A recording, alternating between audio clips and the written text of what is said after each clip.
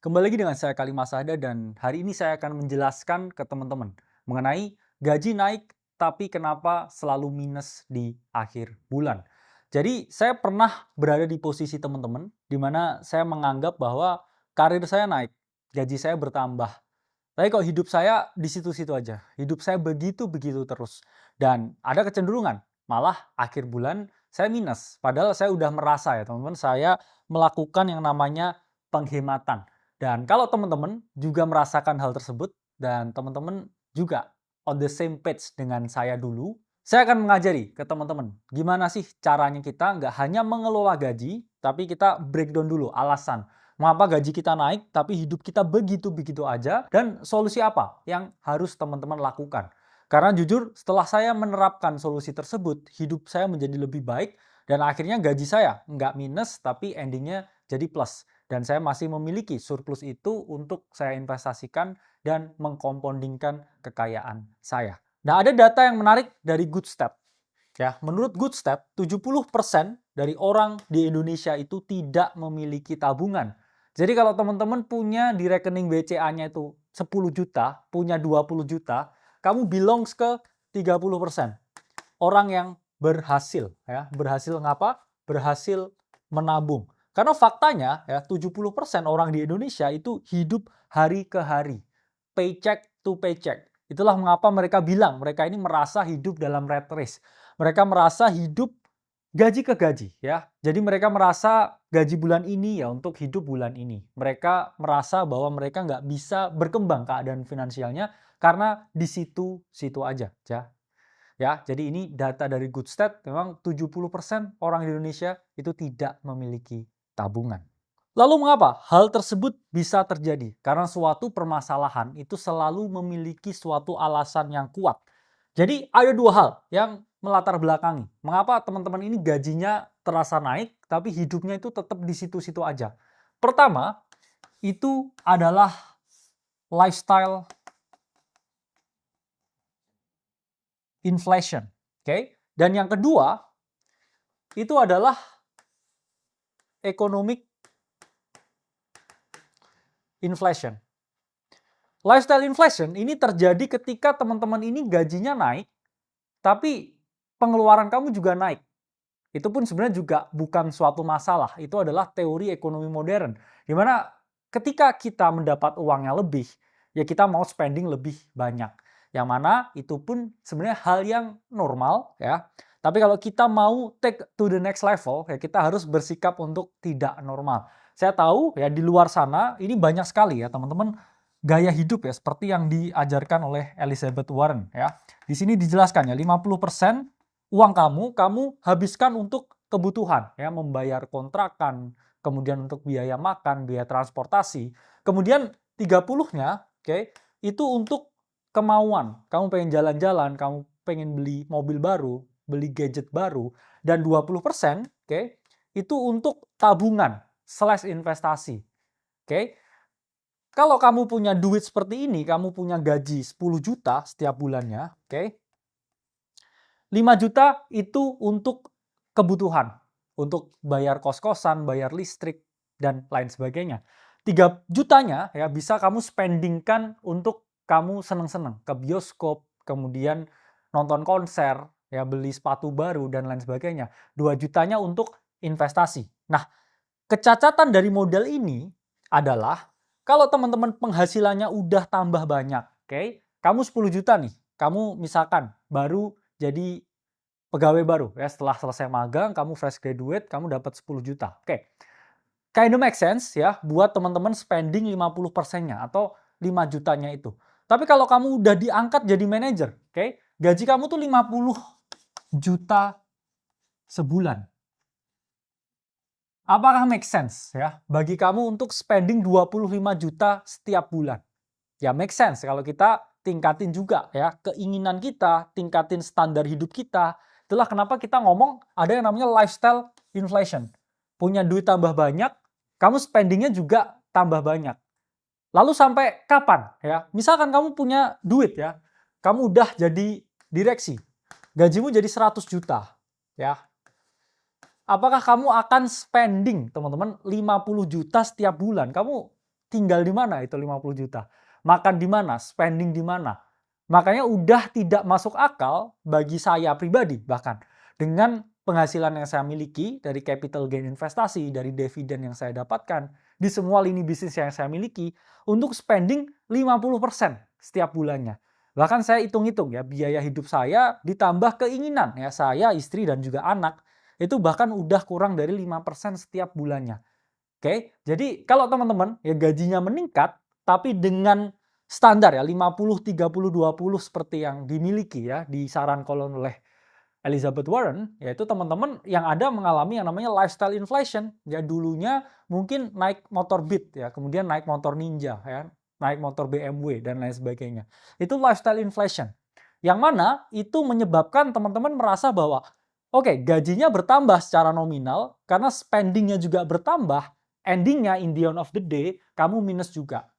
Kamu bisa menerapkan ya metode seperti pay yourself first, di mana kamu meninggalkan ya atau kamu meninggalkan kebiasaan ini. Jadi kamu kalau punya duit, kamu sisihkan dulu untuk investasi, untuk tabungan, baru sisanya ya untuk kebutuhan. Apalagi kalau kamu gajimu udah bertambah. Jadi kalau gajinya ini masih UMR ya atau masih 10 jutaan, kamu pakai 50, 30, 20 itu masih masuk akal. Tapi kalau gajimu bertambah, hati-hati nih ya dengan yang namanya lifestyle inflation. Karena apa? Karena dulu pun saya juga ketika mengalami kenaikan gaji, ya saya pun berpikir ya lifestyle saya nggak boleh naik. Bahkan investasi saya udah di angka miliaran, saya itu masih makan di pinggir jalan, ya masih sama ya dengan gaji UMR yang saya miliki. Kemudian yang kedua ada yang namanya economic inflation. Mungkin teman-teman di sini udah jadi orang yang hemat. Gaji kamu naik, kamu nggak meningkatkan ya gaya hidup kamu. Hidupmu tetap frugal living. Kamu pun juga udah mengeliminasi semua keinginan-keinginan, udah nggak nongkrong, udah nggak nonton konser, udah nggak staycation ke luar negeri, tapi masih merasa, loh saya kok udah rajin menabung. Saya juga udah nggak spending apapun. Kenapa saya masih di sini-sini aja keadaan ekonominya? Jawabannya teman-teman, ada yang namanya economic inflation. Yaitu adalah suatu keadaan ketika kenaikan gaji yang kamu miliki itu tidak mengalahkan kenaikan inflasi. Oke? Ini terjadi ketika ya inflasi itu naik lebih tinggi ya daripada kenaikan gajimu. Ya, ini adalah gajimu. Oke? Ini adalah inflasi. Teman-teman harus tahu ya bahasanya, ketika ada inflasi, ketika terjadi inflasi 5%, itu berarti ditranslatekan harga barang dan jasa itu naik sebanyak 5%. Kalau misalkan inflasinya ini 5%, tapi gajimu cuma naik 3%, ya kamu pasti di situ-situ aja. Meskipun ya gajinya ini ya kemudian kamu save, ya kamu saving, kamu simpan terus, kamu udah punya banyak ya rekening di tabungan. Tapi ketika itu ada di bawah nilai inflasi, yang mana iya kalau kamu hanya menggunakan tabungan di bank biasa, ya kamu jelas tidak mengalahkan yang namanya inflasi. Sehingga buying power kamu semakin lama itu semakin menurun, kamu udah ngerasa hidup frugal, kamu menabung sebanyak itu, dan tiba-tiba lihat brosur harga rumah, kamu kaget. Ternyata semahal ini rumah. Bahkan saya nggak mampu, padahal saya udah 20 tahun kerja, 20 tahun menabung. Karena apa? Selama 20 tahun kamu tarik ternyata inflasinya tuh udah ratusan persen. Ya, meskipun kamu udah naik nih dari pegawai biasa ke manajer ke direktur. Terus kamu mikir, waduh aku direktur kok aku nggak bisa beli rumah. Dan itu yang sering terjadi. Karena teman-teman harus memperhatikan. Ya, ini ada data ya dari Datanesia, bisa teman-teman lihat, di mana kita ini balapan. Dan ada kecenderungan ya di beberapa tahun tertentu nilai inflasi itu jauh lebih tinggi dibandingkan kenaikan gaji, kenaikan upah. Sehingga teman-teman kamu itu dihantui dengan sesuatu yang namanya inflasi, sehingga mau nggak mau kamu itu harus melakukan yang namanya investasi. Jadi di sini saya itu nggak menodong ya teman-teman, kamu harus investasi dan lain sebagainya. Tapi kamu itu hanya mengalahkan inflasi ya. Investasi itu bukan sesuatu yang sifatnya agresif ya. Kemudian beli apa ya terus jadi kaya raya, enggak. Tapi kamu tuh harus melindungi nilai ya yang kamu miliki. Entah itu kamu beli properti, entah itu kamu beli emas, kamu beli kripto, kamu beli saham. Itu adalah suatu bentuk perlindungan terhadap daya belimu yang semakin lama itu semakin menurun. Jadi kalau teman-teman bekerja dan punya gaji ya yang ngepas naik dikit-dikit, kamu akan merasakan ya harga kopi di gerai kopi itu akan setiap tahunnya ya itu akan semakin mahal. Jadi kamu harus ya, kamu itu harus bergerak karena kalau enggak, kamu itu nggak bisa mengalahkan yang namanya inflasi. Kemudian teman-teman harus memahami yang namanya time value of money. Jadi ini ada grafik ya dari Wikipedia di mana teman-teman bisa melihat ya ini oke, sumbu vertikal ini adalah nilai uang, sementara di sini ya sumbu horizontal ini adalah waktu. Over long period enough of time, teman-teman harus memahami nilai uang itu tidak sama. Saya mending terima 1 juta sekarang daripada terima 1 juta 1 tahun lagi. Mengapa? Karena 1 juta 1 tahun lagi itu nilainya itu tidak sama seperti 1 juta sekarang. For your information, 1 juta sekarang itu nilainya jauh lebih tinggi daripada 1 juta setahun mendatang. Ya misalkan ya, kita throwback 10 tahun yang lalu dengan uang 100.000, teman-teman jajan ke Indomaret itu bisa 1 kresek menu dengan uang 100.000. Sekarang teman-teman coba 100.000 ke Indomaret, saya pengen tahu dapat apa. Pasti hanya dapat 3-4 item aja. Itulah menunjukkan ya teman-teman kalau harga barang dan jasa semakin tahun itu semakin meningkat. Karena apa? Karena jumlah uang itu semakin banyak. Sehingga karena jumlah uangnya semakin banyak, nilai dari uang itu mengalami yang namanya penurunan. Jadi misalkan ya di sini $1.000, oke? Selama 20 tahun, oke, atau lebih atau 100 tahun itu nilainya akan seperti ini, teman-teman. Karena apa? Daya belimu, daya beli dari uang yang kamu pegang, uang yang kamu simpan itu mengalami penurunan. Jadi teman-teman harus sangat hati-hati ya. Lebih baik terima kapan ya? Terima sekarang daripada terima 5 tahun lagi, 10 tahun lagi. Terus kamu kalau dapat ya interest rate ya atau kamu dapat bunga setiap tahun, yang mana bunganya itu tetap dan nggak bisa mengalahkan inflasi, ya daya belimu tergerus hingga suatu saat kamu udah nabung 10 tahun, kamu beli rumah dari tabunganmu itu kamu nggak bisa. Kamu tiba-tiba mau investasi saham tapi uangnya juga nggak ada. Karena apa? Karena kamu tergerus ya dengan yang namanya economic inflation yang tingginya itu mengalahkan kenaikan dari gaji yang kamu miliki. Padahal kamu udah naik pangkat, naik jabatan, tapi ngerasa nggak bisa beli apa-apa. Lalu, apa langkah secara spesifik supaya saya bisa keluar dari rat race ini? Supaya saya ini gajinya bertambah tapi nggak minus lagi. At least ya saya punya sesuatu yang bisa saya lindungi untuk kehidupan saya di masa yang akan datang. Pertama, teman-teman harus mengeliminasi yang namanya 50, 30, 20. Seiring dengan kenaikan gaji yang teman-teman miliki. Ini masih relevan kalau 10 juta. Ini 20 juta masih relevan ya, tapi kamu akan tertinggal ya kehidupannya. Di atas 50 juta atau udah di 50 juta, 50, 30, 20 itu kurang bijak untuk diterapkan. Bayangkan teman-teman setiap bulan bisa spending 25 juta dengan uang 50 juta yang dimiliki. Oke? Terus bisa punya kemauan sampai 15 juta. Menurut saya ya, itu akan sangat lama kamu mencapai yang namanya kebebasan finansial ya, atau kamu bisa dalam keadaan yang lebih bagus lagi. Karena ya saya pun juga tahu ya dulu ketika pendapatan saya segini, saya spending tuh sebulan yaitu di bawah 10 juta. Saya pas-pasin ya, pas-pasin gimana biar habis di 8 juta aja. Maksudnya nggak lebih dari 8 juta. Oke? Sehingga kamu harus paham ya ketika kamu udah bebas ya dari angka 10-20 juta, kamu harus menggunakan suatu metode yang berbeda. Metode yang mana kamu mendulukan yang namanya investasi dan juga saving. Tapi saving bukan di tabungan, tapi di instrumen-instrumen risk-free rate yang mana setidaknya ya dia harus mengalahkan nilai inflasi. Lalu langkah yang kedua, sesuai dengan tangga pertama di Tenak Uang, teman-teman harus memiliki 10 juta di rekeningnya.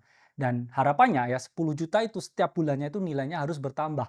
Alias teman-teman harus menyisihkan dana darurat. Memang sebelumnya saya sudah menjelaskan ke teman-teman bahwa ada yang namanya time value of money. Dan over long enough period of time, nilai uang itu akan mengalami penurunan. Tapi teman-teman tetap bisa ya berinvestasi di beberapa aset yang relatif aman seperti reksadana atau obligasi untuk menaruh teman-teman memiliki dana darurat supaya ya teman-teman nggak tergerus nilainya seiring dengan berjalannya waktu, tapi dana tersebut tetap liquid dan dana tersebut juga relatif lebih aman. Kemudian, seiring dengan berjalannya waktu, berjalannya bulan, teman-teman harus menggunakan yang namanya growth allocation models. Atau jumlah uang dan juga dana darurat yang teman-teman miliki, itu slightly over time harus bertambah nilainya. Jadi growth allocation model itu bisa teman-teman hitung ya dengan uang rasio atau uang perhitungan setiap bulannya, gaji dikali persenan tabungan. Misalkan, teman-teman di sini memiliki gaji 100 juta. Oke? Dan teman-teman merasa bahwa persenan untuk tabungan itu ideal misalkan ya 25%. Oke? Artinya apa? Ya teman-teman, setiap bulan itu harus menabung kurang lebih 25 juta. Lalu, sisa tabungan atau jumlah tabungan dari bulan sebelumnya, itu teman-teman kalikan 10% dan itu adalah jumlah yang teman-teman tambahkan untuk bulan selanjutnya. Jadi, kalau begini ya, sisa tabungan itu adalah 25 juta, teman-teman kalikan dengan 10%, oke, itu jadinya 2,5 juta. Jadi di bulan pertama, oke, teman-teman menabung itu sebanyak 25 juta. Tapi di bulan kedua ya, teman-teman harusnya menabung itu meningkat, yaitu adalah 25 juta ditambah dengan 2.500.000 ya. Jadinya adalah 27.500. Artinya apa? Ya, kemudian kamu kalikan lagi di tahun ketiga ini dengan 0,1 atau kamu kalikan 10%. Artinya seiring dengan waktu jumlah tabungan yang kamu miliki itu harusnya bertambah. Ini adalah bentuk aplikasi dari Growth Application Model. Jadi setiap saat ya jumlah tabungan yang kamu alokasikan itu bertambah. Tapi ya jangan menabung biasa atau menabung di bank yang konvensional. Kamu lihatlah ya beberapa aset yang memiliki risiko relatif rendah dan dia relatif bisa mengalahkan inflasi. Jadi setiap bulan ya jumlahnya ini akan terus bertambah ya karena dari pokok atau tabungan di bulan sebelumnya ini kamu kalikan 10% dan kamu tambahkan terus. Lalu selanjutnya teman-teman lunasi utang dan hindari budaya konsumtif. Hindari pakai kredit card. Karena saya itu juga tidak punya kredit card ya dulu. Sekarang ada untuk beberapa kebutuhan tertentu. Untuk kebutuhan-kebutuhan subscription atau belanja barang ya di luar negeri yang mana sifatnya saya gunakan untuk produktivitas. Jadi saya dulu pun tidak menggunakan kartu kredit karena apa? Saya tahu bunganya tinggi dan juga beban operasionalnya itu relatif banyak. Tapi kalau teman-teman mau berhutang tapi itu sifatnya konsumtif itu maksimal ya teman-teman itu adalah 30% dari kamu punya liquid capital. Kalau kamu punya duit cuma 100 juta, kamu boleh utang, oke? Maksimal itu adalah 30 juta. Tapi ya 30 juta ini bukan utang untuk beli kendaraan, bukan utang untuk membeli MacBook baru untuk main-main atau utang membeli HP baru. Ini ya utang yang kamu gunakan ya untuk sesuatu yang sifatnya produktif, bukan konsumtif. Tapi ya teman-teman harus paham ya, utang yang produktif pun ini juga memiliki risiko dan banyak sekali ya di Indonesia ini UMKM yang mengalami default atau gagal bayar ya. Padahal mereka ini juga melakukan hal yang benar atau mereka ini maunya kredit ya untuk ekspansi usaha, namun karena ada economic downturn akhirnya mereka gulung tikar dan mengalami penurunan usahanya. Jadi teman-teman harus hati-hati dengan utang yang produktif. Kalau utang konsumtif itu menurut saya pribadi yaitu hukumnya haram atau tidak boleh dilakukan. Kalau teman-teman mau segera mencapai yang namanya kelonggaran finansial ya. Saya ngomong kebebasan tuh agak panjang. Setidaknya kita ngomong kelonggaran finansial. Lalu selanjutnya, teman-teman ketika udah punya tabungan, kayak tabungan bertambah, beberapa utang juga udah dilunasi, selanjutnya teman-teman berpikirlah untuk melakukan yang namanya investasi ya. Investasi itu ada dua, teman-teman ya, investasi ilmu dan juga investasi keuangan atau investasi finansial. Investasi ilmu ini apa bentuknya ya? Teman-teman lihat video saya sekarang secara gratis di sini, itu kamu udah berinvestasi ilmu. Kamu udah ngerti, akhirnya oh ternyata investasi itu konsepnya seperti ini, ternyata ada rasio-rasio yang harus saya perhatikan. Itu juga investasi ilmu. Karena dulu saya ingat ya ketika saya itu masih gembel ya, masih kere, itu saya selalu kebanyakan ya keinginan saya, healing saya itu saya beli buku. Terus saya baca buku. Dan saya beli bukunya yang original ya dengan bahasa Inggris supaya apa saya ngerti dan saya menghargai karyanya. Jadi bisa banyak hal ya investasi ilmu. Teman-teman bisa ikut kursus, kemudian jago fotografi, jago videografi dan lain sebagainya. Akhirnya mendapatkan keuntungan ya berupa skill, lalu skillnya itu bisa mendapatkan uang yang lebih banyak, lalu pendapatan teman-teman juga bisa meningkat. Dan kalau teman-teman mau belajar, teman-teman bisa bergabung ke komunitas gratis kita. Linknya ada di bawah. Setiap hari saya akan menyampaikan materi seperti ini ya untuk teman-teman semuanya. Dan yang kedua, ya ini bisa investasi keuangan ya. Tapi investasi keuangan ya ini tadi sifatnya itu defensif ya, melindungi diri kita dari yang namanya inflasi. Dan investasi keuangan itu harus sesuai dengan risk profile yang teman-teman miliki.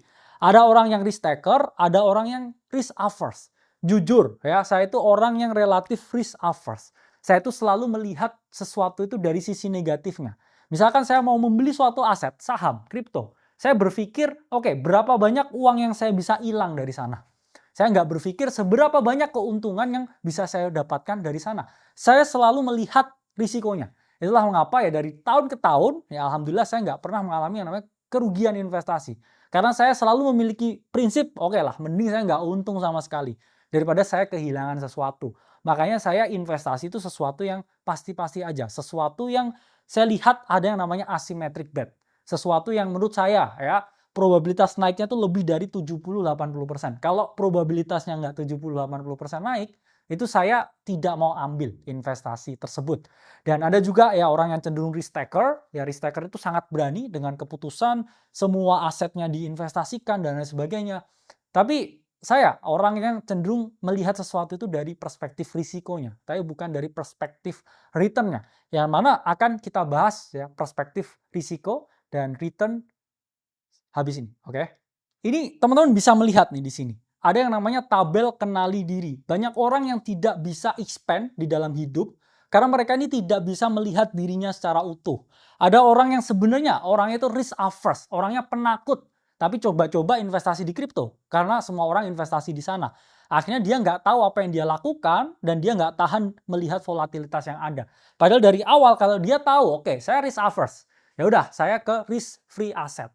Tapi kalau teman-teman emang dari awal risk taker, ya teman-teman harus tahu kalau ada risiko volatilitas di berbagai aset seperti kripto dan juga saham. Ya, kalau teman-teman ya ini cenderung risk averse, targetnya itu hanya 5-9% per tahun.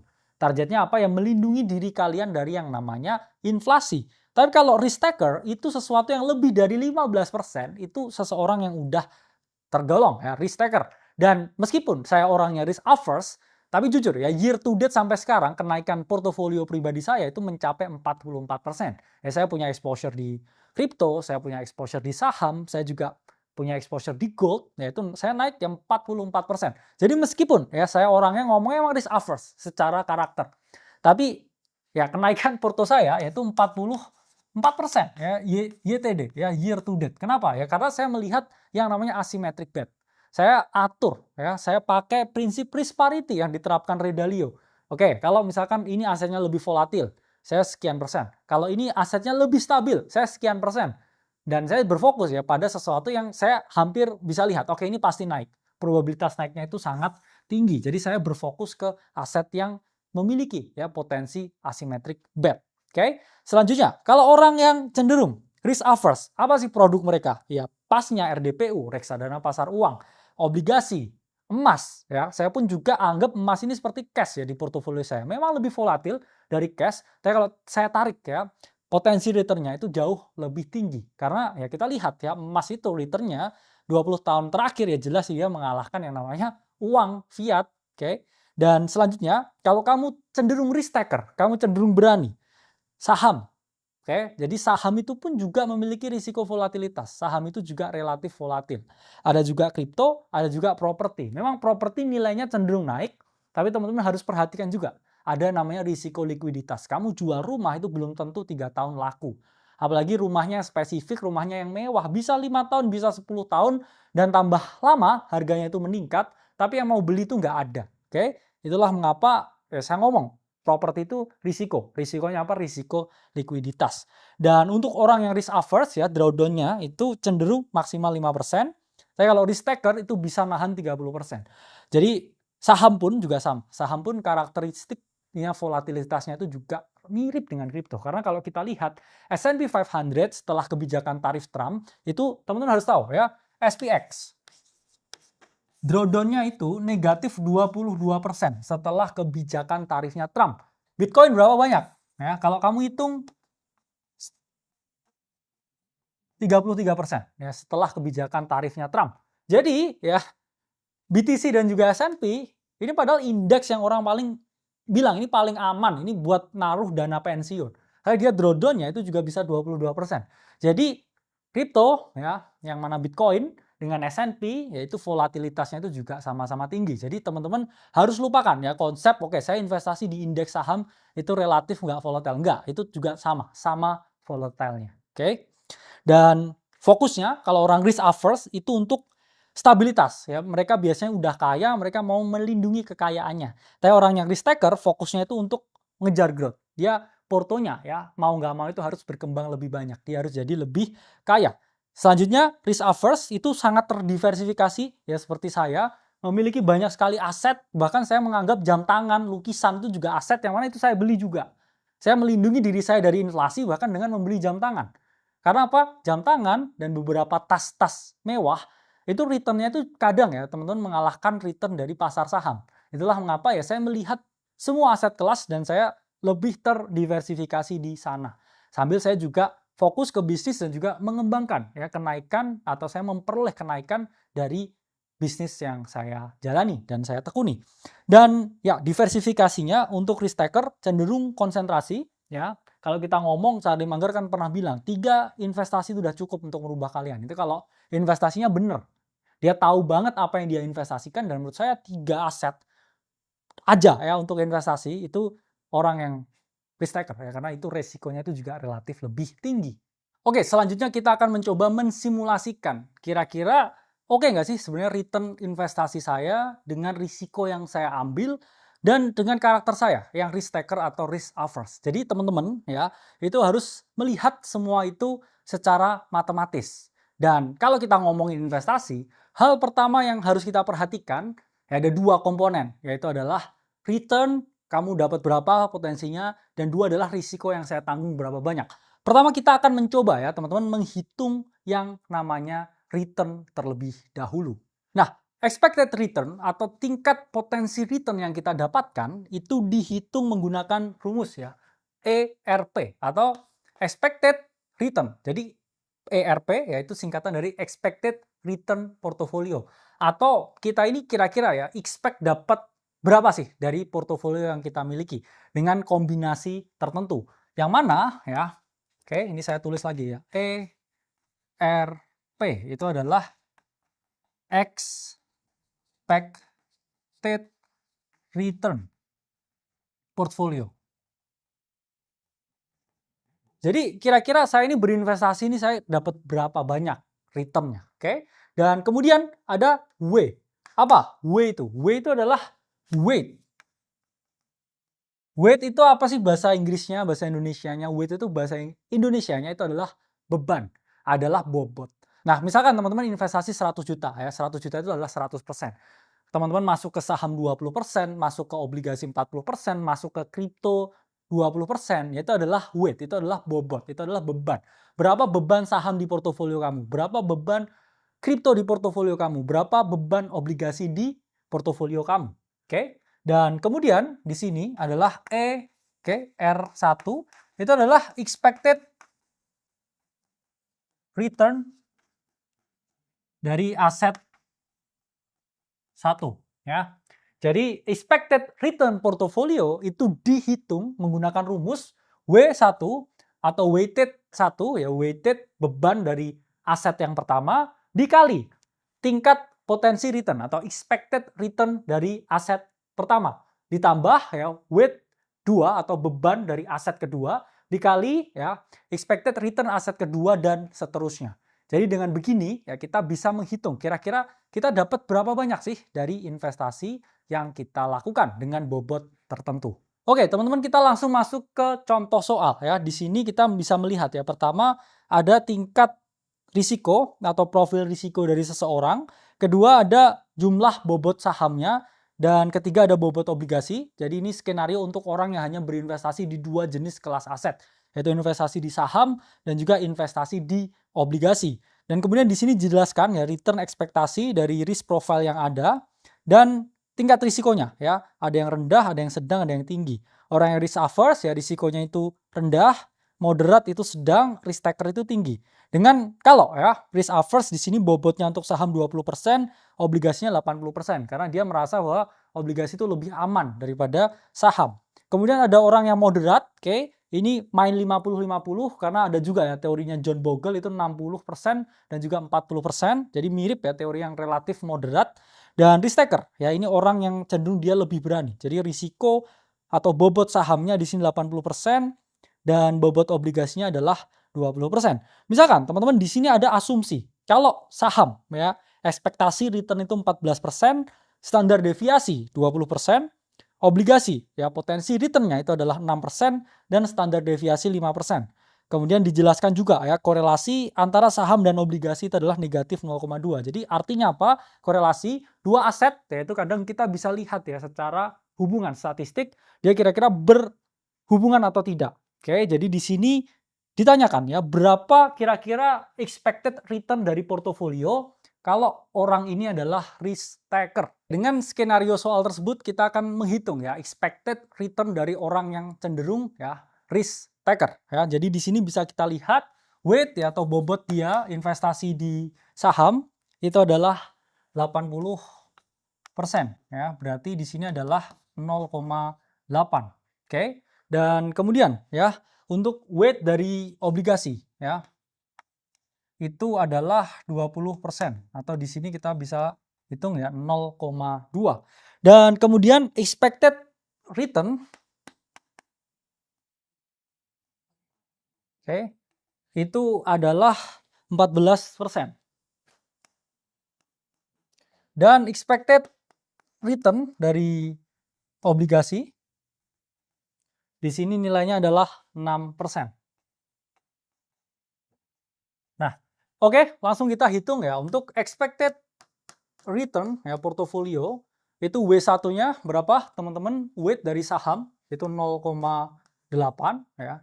Dikali dengan expected return 1. Expected return dari saham 14%, berarti dikali dengan 0,14 ya. Lalu ditambah ya dengan bobot atau weight 2 dari obligasi itu adalah 20%, 0,2 dan dikali ya teman-teman dengan expected return-nya berapa? 6% berarti 0,06.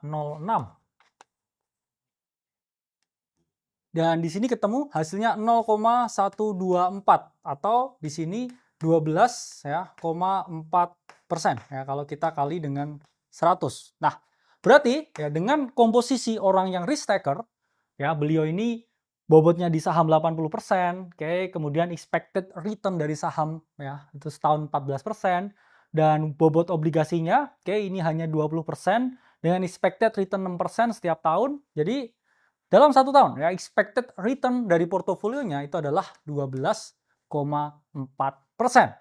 Oke, kita udah menghitung mengenai returnnya. Selanjutnya kita menghitung mengenai risikonya. Jadi udah saya jelaskan bahwa investasi itu ada dua, ada return ya potensi pengembalian hasil dan juga ada risiko ya. Dimana risiko ya ini dihitung dengan standar deviasi. Dimana standar deviasi ini menunjukkan ya tingkat volatilitas ya atau volatilnya itu seberapa gede. Semakin tinggi ya teman-teman nilainya di sini standar deviasinya itu menunjukkan bahwa aset tersebut itu semakin volatile. Dimana kalau kita lihat ya di sini kita masukkan dulu tadi weight satunya berapa? Beban dari sahamnya itu adalah 80% atau 0,8. Oke, weight 2-nya 20% atau 0,2 ya. Kemudian kita masukkan juga ya standar deviasi dari saham itu adalah 20% dan kemudian kedua standar deviasi dari obligasi itu adalah 5%. Di situ juga ada nilai P atau nilai P ini dibaca dengan rho. Ini adalah menunjukkan seberapa mirip sih pergerakan dari kedua aset tersebut. Jadi kita di sini ya membandingkan kemiripan pergerakan harga saham dan juga obligasi yang mana di sini ya diketahui angkanya itu adalah negatif 0,2. Nah, selanjutnya kita hitung standar deviasi dari nilai portofolio ya. Di mana di sini weight 1 itu adalah 0,8 ya dipangkat 2. Kemudian kita kali ya dengan standar deviasi pertama ya dipangkatkan 2. Oke, lalu ditambah dengan weight yang kedua dikali dengan standar deviasi yang kedua. Lalu ditambah ya dengan 2 kali weight pertama kali weight kedua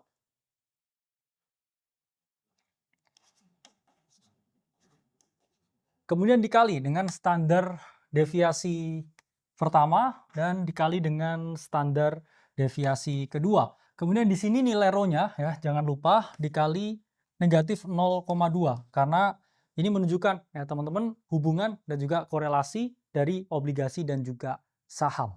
Nah, udah ketemu hasilnya untuk standar deviasi dari portofolio ya, atau kita ngomong risiko dari portofolionya itu ada di nilai 15,8%. Dengan tadi ya teman-teman expected return dari portofolio itu adalah 12,4%. Jadi orang yang melakukan ya sesuatu yang risk taking ya, ini dengan karakter seperti ini ya, expected return portofolionya itu 12,4% dengan ya potensi risiko 15,8%. Jadi memang kalau dari lihat ya atau dilihat dari perspektif orang yang risk averse ini memiliki kecenderungan ya drawdown yang relatif lebih tinggi dibandingkan ya expected return yang mungkin didapatkan.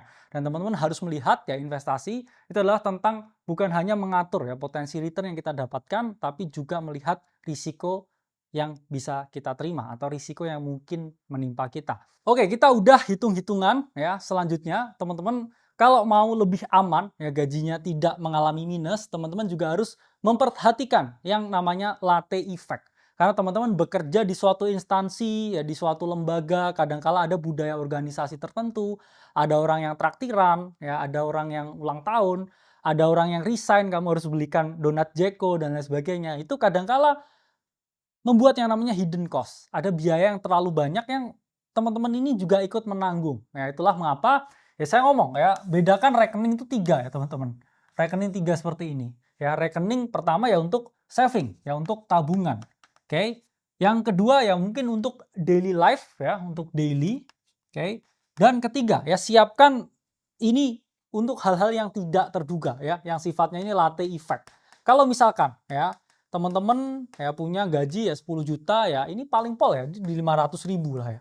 Kalau misalkan ya kamu udah limit batasnya ini dan ada temenmu yang traktiran atau ada yang temenmu yang tiba-tiba ulang tahun, ya kamu harus bilang ya nggak bisa kasih kado apa-apa karena teman-teman harus paham ya latte effect itu adalah pengeluaran yang kecil, tapi kalau teman-teman hitung lama-lama dia semakin menggelembung dan kamu nggak sadar. Ya, kamu nggak sadar biaya dari bahan-bahan itu meningkat ya, kemudian biaya dari harga-harga itu meningkat dan kamu setiap hari ya contohnya misalkan ngopi nggak kerasa ya di kedai kopi yang mahal dan kalau kamu akumulasikan ternyata itu udah take space sampai puluhan persen dari gajimu setiap bulan. Jadi kamu kalau mau ya punya gaji yang bertambah tapi tidak minus, kamu juga harus memperhatikan ya potensi latte effect dan juga menunda ya kalau bisa melarang keperluan-keperluan yang tidak perlu. Terakhir ya ini penutup. Gimana caranya supaya gaji saya nggak boncos? Ya jawabannya teman-teman harus memperbesar ya yang namanya input. Karena ya mau nggak mau ya kalau kamu merasa biayamu itu tambah gede, ya gengsimu tinggi, ya kamu nggak harus gedein input. Input ini bisa teman-teman bagi ke 3 hal ya. Pertama adalah main income. Main income. Kemudian kedua ya itu adalah passive income. Dan ketiga itu adalah portfolio income. Main income ya teman-teman mau nggak mau ya tingkatin karirnya, perbanyak gajinya. Kedua passive income ya bangun beberapa bisnis yang sifatnya autopilot yang teman-teman masih bisa dapat keuntungan di sana. Kemudian berinvestasi ya di aset apapun, saham, reksadana, kripto, anything yang mana teman-teman bisa memperbesar inputnya. Kalau ya teman-teman tahu ya kamu punya spending yang cukup gede ya. Jadi harus 3 ini ya. Itulah mengapa saya selalu mendukung teman-teman yang memiliki main income untuk mengeksplorasi waktu mereka ya di hal-hal yang lain. Kamu bisa lakukan apapun, kayak kamu bisa dropshipping, kamu bisa explore AI, kamu bisa jadi content creator, kamu bisa jadi influencer, kamu bisa lakukan apapun ya untuk membangun yang namanya passive income ini, kemudian kamu investasikan jadi portfolio income sehingga ya teman-teman harus paham yang namanya ya input dan juga output. Ya kadang-kala kita nggak bisa membatasi ya segala pengeluaran yang kita miliki, tapi kalau kita ya punya input yang maksimal, kita punya angka ya yang tambah gede, ya kita merasa nggak masalah dengan spending yang kita lakukan. Karena ya hidup cuma sekali, tapi kalau kamu hidup kebanyakan gengsi, ya mending tingkatin money dulu ya. Karena kalau enggak, ya kamu akan menjadi orang yang sangat menderita. Itu dari saya Kalimasada dan semoga video panjang ini bermanfaat dan teman-teman paham esensinya. Sampai berjumpa di video-video selanjutnya.